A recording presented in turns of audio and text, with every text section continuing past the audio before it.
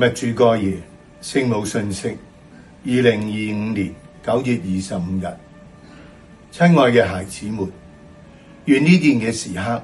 成為你哋為和平祈禱嘅時刻。感謝你哋回應我嘅呼喚。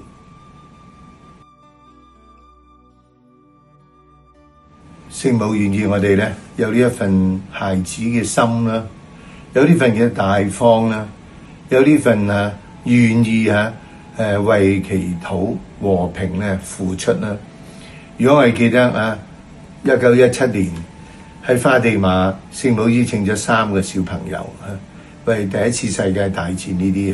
啲靈魂嘅得救，要佢哋祈禱同埋奉獻自己啊！咁今日我諗我哋都想到呢個戰爭，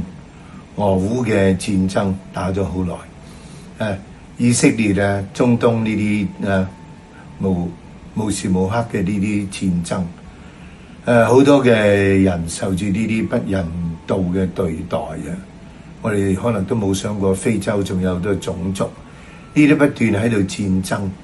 生命嘅塗炭，好多人咧冇呢個安定嘅生活，基本嘅需要都冇。天主希望我哋真係付出啦。我相信聖母呢一份關懷我哋每一個人，佢願意我哋都成為呢份嘅工具，能夠為和平祈禱。但係其實我哋都問下，我哋自己內心有冇呢份嘅平安和平呢？如果我對於我自己生命裏頭好多嘅呢啲我唔滿意或者覺得唔好嘅對待，我哋究竟可以做啲咩呢？最近想到咧，教宗教育我哋每日起身嘅時間，第一件事想到自己係同耶穌一齊。最近都聽過佢教育當我哋領聖體嘅時候，如果我哋祈求耶穌我哋同佢講，耶穌讓我永遠咁樣隱藏喺你嘅傷口裏頭。佢願意我哋咧真係將自己嘅一切嘅嘢想到耶穌為我哋所受嘅傷，我哋願意恆常咁留喺佢嘅傷痕裏頭，交出一切。我諗如果我哋人都能夠將呢啲心裏頭嘅怨恨我哋諗下耶穌為我哋所做，諗下呢啲傷痕就係救恩。我哋願意